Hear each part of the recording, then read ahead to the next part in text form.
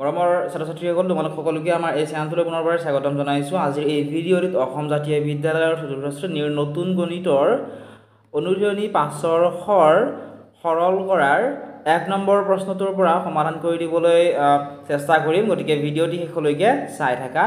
1 নম্বৰত দিছিলে 5 পূৰণ 7 যোগ 6। এই সমাধানখিনি কৰাৰ আগতে যোৱাকালি মই যেটো ভিডিঅ' আপলোড কৰিছিলোঁ বন্ধনীৰ ওপৰত, সেই ভিডিঅ'টো তোমালোকে চাই ল'বা, তেতিয়াহে তোমালোকে ভালদৰে বুজি পাবা। এই ভিডিঅ'টো মই তোমালোক অলপমান সেইখিনিৰ বিষয়ে বুজাই দিছোঁ যাতে তোমালোকৰ কোনো ধৰণৰ অসুবিধা নহয়। গতিকে তোমালোকে এই বন্ধনীকেইটা জানিব লাগিব। এই যেটো বন্ধনী আছে এইটো বন্ধনীক কি বুলি কোৱা হয়? এইটো বন্ধনীক কোৱা হয় প্ৰথম বন্ধনী, ঠিক আছে, বা সৰু বন্ধনী অথবা চন্দ্ৰ বন্ধনী। এইটো বন্ধনীক কোৱা হয় দ্বিতীয় বন্ধনী, মাজু বন্ধনী আৰু কুটিল বন্ধনী। এইটো বন্ধনীক কোৱা হয় তৃতীয় বন্ধনী বা বৰ বন্ধনী, আৰু এইখিনি ইয়াক কোৱা হয় দীৰ্ঘ বন্ধনী বা দীৰ্ঘ মাত্ৰা। এতিয়া বন্ধনীযুক্ত সৰল অংক, ইয়াতে চোৱাচোন অংকটোত এই বন্ধনী দি থোৱা আছে হয়নে? এইটো বন্ধনী দিয়া আছে অংকটোত। এইটো কি বন্ধনী প্ৰয়োগ কৰা হৈছে? ইয়াতে প্ৰথম বন্ধনী প্ৰয়োগ কৰা হৈছে। চোৱাচোন প্ৰথম বন্ধনী প্ৰয়োগ কৰিছে ইয়াতে। গতিকে বন্ধনীযুক্ত যেতিয়া সৰল অংক কৰিব লাগে, সেই সৰল অংকৰ সমাধান কৰোঁতে প্ৰথমতে দীৰ্ঘ মাত্ৰাৰ কাম কৰিব লাগে। 1 নম্বৰত কোনটো কাম কৰিব লাগে? এইটো, ঠিক আছে। প্ৰথমতে এই দীৰ্ঘ মাত্ৰাৰ কামটো কৰিব লাগে বা দীৰ্ঘ বন্ধনীৰ কাম কৰিব লাগে। সেইখিনি কৰা হোৱাৰ পিছত প্ৰথম বন্ধনীৰ কাম কৰিব লাগে। দীৰ্ঘ মাত্ৰাৰ কাম কৰা হোৱাৰ পিছত প্ৰথম বন্ধনীৰ কাম আমি কৰিবলৈ লাগে। তাৰপিছত দ্বিতীয় বন্ধনীৰ কাম, প্ৰথম বন্ধনীৰ কাম কৰা হোৱাৰ পিছত দ্বিতীয় বন্ধনীৰ কাম কৰিব লাগে, আৰু দ্বিতীয় বন্ধনীৰ কাম কৰা হোৱাৰ পিছত তৃতীয় বন্ধনীৰ কাম আমি কৰিবলৈ লাগে, ঠিক আছে। অৰ্থাৎ প্ৰথমতে দীৰ্ঘ বন্ধনী থাকিলে দীৰ্ঘ বন্ধনী উঠাই ল'ব লাগিব, তাৰপিছত দ্বিতীয় বন্ধনীৰ কাম কৰিব, প্ৰথম বন্ধনীৰ কাম কৰিব লাগিব, প্ৰথম বন্ধনীৰ কাম কৰা হোৱাৰ পিছতে দ্বিতীয় বন্ধনীৰ কাম কৰিব লাগিব, দ্বিতীয় বন্ধনীৰ কাম কৰা হোৱাৰ পিছতে তৃতীয় বন্ধনীৰ কাম কৰিবলৈ লাগিব। এইখিনি যদি বুজি পোৱা, ইয়াৰে তোমালোকে 50% তোমালোকে বুজি পালাই, ঠিক আছে। এতিয়া এই যেটো অংক আছে সৰল কৰিব দিছে মানে 5 পূৰণ 7 যোগ 6, ইয়াতে কি বন্ধনী দিয়া আছে? 7 যোগ 6 প্ৰথম বন্ধনী দিয়া আছে। ইয়াত যেটো দীৰ্ঘ বন্ধনী দিয়াই নাই, গতিকে প্ৰথম বন্ধনীৰ কাম আমি আগতীয়াকৈ কৰি ল'ম। ইয়াত যদি দ্বিতীয় বন্ধনী থাকিলেহেঁতেন, প্ৰথম বন্ধনী দ্বিতীয় বন্ধনী তৃতীয় বন্ধনী থাকিলেহেঁতেন, তেতিয়াহ'লে প্ৰথম বন্ধনীৰ কাম আমি প্ৰথমতে কৰি ল'লোহেঁতেন, তাৰপিছতে দ্বিতীয় বন্ধনীৰ কাম কৰিম, তাৰপিছতে তৃতীয় বন্ধনীৰ কাম আমি কৰিম। এতিয়া অংকটো কৰিলে তোমালোকে ধুনীয়াকৈ বুজি পাবা। গতিকে তোমালোকে চোৱা, ইয়াত 5 পূৰণ 7 যোগ 6 আছিলে হয়নে? গতিকে আমি লিখি ল'ম, 5 পূৰণ লিখিম, ঠিক আছে। 5 পূৰণ লিখিলোঁ, 7 যোগ 6, 7 যোগ 6, 7ৰ লগত 6 যোগ কৰিলে কিমান হ'ব? 7 6 কিমান হ'ব? 7 6 হ'ব 13 হয়নে? প্ৰথম বন্ধনী যিহেতু আছিল, প্ৰথম বন্ধনীৰ কামটো কৰি দিলে হৈ গ'ল, ইয়াত বেলেগ বন্ধনী আৰু দিয়া নাই। গতিকে 5 পূৰণ 7ৰ লগত 6 যোগ কৰোঁতে 7 6 কিমান হ'ব? 7 6 হ'ব 13, গতিকে 13 আমি লিখি ল'লোঁ, ঠিক আছে। গতিকে 5 পূৰণ 13, 5ৰ লগত যদি আমি 13 পূৰণ কৰোঁ কিমান পাম তোমালোকে চোৱাচোন।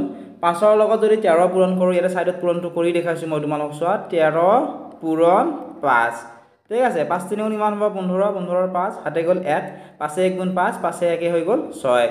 অৰ্থাৎ 1 নম্বৰৰ উত্তৰটো আমি কিমান পালোঁ? 65 পালোঁ। এনেদৰে তোমালোকে 2 আৰু 3টোৰ উত্তৰ উলিয়াবলৈ লাগিব।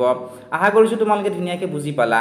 এতিয়া তোমালোকে 2 নম্বৰটো উত্তৰ উলিয়াবলৈ চেষ্টা কৰা, আৰু উত্তৰটো মিলিছে নে নাই এই ভিডিঅ'ৰ লগত চোৱা, ঠিক আছে। 2 নম্বৰটো আমি ধুনীয়াকৈ পাতি ল'লে, 1 নম্বৰটোৰ নিচিনা একেবাৰে সহজ হয়। 4 পূৰণ আছে নহয় হয়নে? 4 পূৰণ দিয়া। এই বন্ধনীটো কোনটো বন্ধনীত মিলিছে? প্ৰথম বন্ধনীৰ লগত হয়নে? ইয়াত যেটো বেলেগ বন্ধনী নাই, এইটো বন্ধনীৰ কাম আমি কৰিলেই হ'ব। 10ৰ লগত 5 পূৰণ কৰা যোগ কৰাচোন, যিহেতু যোগ চিন আছে। 10 5 কিমান হ'ব? 10 5 হ'ব 15। এতিয়া যিহেতু মাজত পূৰণ চিন থাকি গ'ল, 15ৰ লগত আমি কি কৰিম? 4 পূৰণ কৰিম, বা তোমালোকে 15 5টো মাতিও তোমালোকে উত্তৰটো লিখিব পাৰিবা। 5 4 গুণ 20ৰ 0 হ'ব, 7 গ'ল 2, 4 1 গুণ 4, 4 2 6। অৰ্থাৎ 15ৰ লগত 4 পূৰণ কৰোঁতে আমি কিমান পালোঁ? 60 পালোঁ। এই 60টোৱে হৈছে প্ৰশ্ন নম্বৰ 2ৰ সমাধান। এনেধৰণে তোমালোকে উত্তৰবোৰ উলিয়াবলৈ লাগিব। একেধৰণে আমি 3 নম্বৰটো পাতি ল'লোঁ। ইয়াতে আছিলে 7 পূৰণ 8 বিয়োগ 3, গতিকে পাতিলোঁ 7 পূৰণ 8ৰ পৰা 3 বিয়োগ কৰিলে কিমান থাকিব? 8ত 3 গ'লে থাকিব 5। এতিয়া 7ৰ লগত 5 পূৰণ কৰা, 7ৰ ভাগটো মাতাচোন। 7 1 গুণ 7, 7 2 গুণ 14, 7 3 গুণ 21, 7 4 গুণ 28, 7 5 গুণ কিমান হ'ব? 35। এইটোৱে হৈছে ইয়াৰে উত্তৰ। একেবাৰে ইজি হয়, তোমালোকে কেৱল এইখিনি মুখস্থ কৰিবা। বন্ধনীৰ নামকেইটা অৰ্থাৎ নাম মানে কি, কোনটো কি বন্ধনী এইটো মনত ৰাখিলেই হ'ল, আৰু বন্ধনীযুক্ত সৰল অংক কেনেকৈ কৰিব লাগে ইয়াত নিয়মখিনি দিয়া আছে, নিয়মখিনি মুখস্থ তোমালোকে কৰিবলৈ লাগিব। 4 নম্বৰটো তোমালোকে চোৱাচোন, ইয়াতে এনেকৈ আছিল 6 পূৰণ 3 বিয়োগ 5 পূৰণ 2। ইয়াতে প্ৰথম বন্ধনীয়ে প্ৰয়োগ কৰিছে, বেলেগ বন্ধনী ইয়াতে আৰু নাই। গতিকে ডিৰেক্টলি পূৰণ কৰি গ'লেই হ'ব। 6 পূৰণ 3, 6ৰ ভাগ মাতা, 6 1 গুণ 6, 6 2 গুণ 12, 6 3 গুণ 18 লিখিলোঁ হয়নে? মাজত বিয়োগ চিন আছে, বিয়োগ চিন দিলোঁ। 5 পূৰণ 2 5 দুগুণ কিমান হয় 5 1 গুণ 5 5 দুগুণ 10 গতে 10 লিখিলো এতিয়া যদিহে আমি 18 ৰ পৰা আমি 10 বিয়োগ কৰো কিমান থাকিব 8 থাকিব এই 8 টোৱে হৈছে ইয়াৰে উত্তৰ আশা কৰিছো তোমালোকে ধুনীয়াকৈ বুজি পাইছা আৰু উত্তৰসমূহ উলিয়াবলৈ পাৰিবা নেক্সট তোমালোকে চোৱা ইয়াতে 5 নম্বৰটো আছিল 8 বিয়োগ 4 যোগ 3 ইয়াতে যেহেতু 8 আছে হয় না এতে ডাইৰেক্টলি আমি 8 লিখি দিলেই হৈ গল 8 4 যোগ 3 আছে 4 3 কিমান হ'ব 4 ৰ লগত 3 যোগ কৰি দিলে হ'ল 4 3 হৈ গল 7 8 ৰ পৰা 7 বিয়োগ কৰিলে কিমান থাকিব 1 এইটোৱে হৈছে ইয়াৰে উত্তৰ একেবাৰে ইজি হয়নে গতিকে এবাৰ আমি 6 নম্বৰটো কৰো আহা এতিয়া 6 নম্বৰটোৰ উত্তৰটো আমি এনেকৈ উলিয়াম 10 যোগ 4 আছে নহয় 10 ৰ লগত 4 যোগ কৰিলে আমি কিমান পাম 14 তোমালোকে যোগ কৰি চাবা মাজত বিয়োগ চিহ্নটো আছে বিয়োগ চিহ্নটো ইয়াতে দিম এতিয়া এই বন্ধনীটো উঠাম প্ৰথম বন্ধনী আছিল 3 যোগ 8 3 8 কিমান হ'ব 3 8 হ'ব 11 এতিয়া 14 ৰ পৰা যদি আমি 11 বিয়োগ কৰো ইয়াত বিয়োগটো কৰি দেখাইছো চোৱা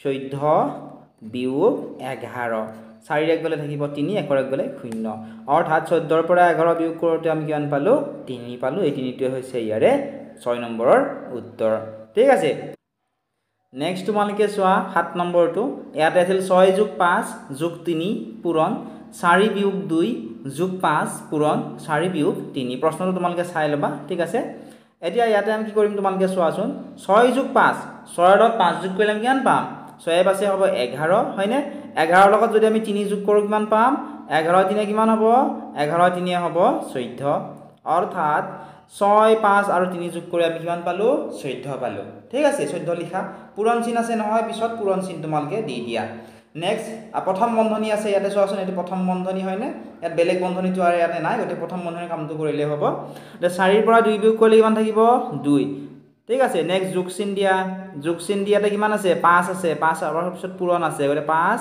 পূৰণ 4 ৰ পৰা 3 বিয়োগ কৰিলে কিমান থাকিব 4 3 গলে থাকিব 1 ঠিক আছে অৰ্থাৎ কিমান পালো 14 পূৰণ 2 5 পূৰণ 1 14 পূৰণ 2 14 ৰ লগত 2 পূৰণ কৰিলে কিমান পাবা 14 ৰ পূৰণতাৰ ভাগ নিশ্চয় মনত আছে যদি মনত নাই পূৰণ কৰি চাব পাৰিবা এনে ধৰণে 4 দুগুণ হ'ব 8 2 1 গুণ হ'ব 2 অৰ্থাৎ 14 দুগুণ আমি কিমান পালো 28 পালো মাজত যোগ চিন আছে নহয় মাজত যোগ চিনটো দি দিয়া 5 ৰ লগত 1 পূৰণ কৰিলে কিমান হ'ব 5 হ'ব মানে 28 ৰ লগত যদি আমি 5 যোগ কৰো আমি কিমান পাম 28 ৰ লগত 5 যোগ কৰিলে আমি পাম 33 এই 33 টোৱে হ'ব কোৱেশ্চন নম্বৰ 7 অৰ সলিউশন ইয়াৰ বাহিকেটা প্ৰশ্নৰ সমাধান তোমালোকে আমাৰ এপত পাবা যে অকল ছাত্ৰ-ছাত্ৰী আমাৰ এপটো ডাউনলোড কৰা নাই এতিয়া ডেসক্ৰিপচনত দিয়া লিংকত ক্লিক কৰি এপটো ডাউনলোড কৰি লোৱা তাত তোমালোকে সম্পূৰ্ণ উত্তৰখিনি পাবা ইয়া যদি তোমালোকৰ ডাউট আছে আমাৰ হোৱাটছএপত নম্বৰ দিয়া আছে হোৱাটছএপত তোমালোকে আমাক মেছেজ কৰি সুধিব পাৰিবা চেনেলটো যদি সাবস্ক্ৰাইব কৰা নাই সাবস্ক্ৰাইব কৰি দিবা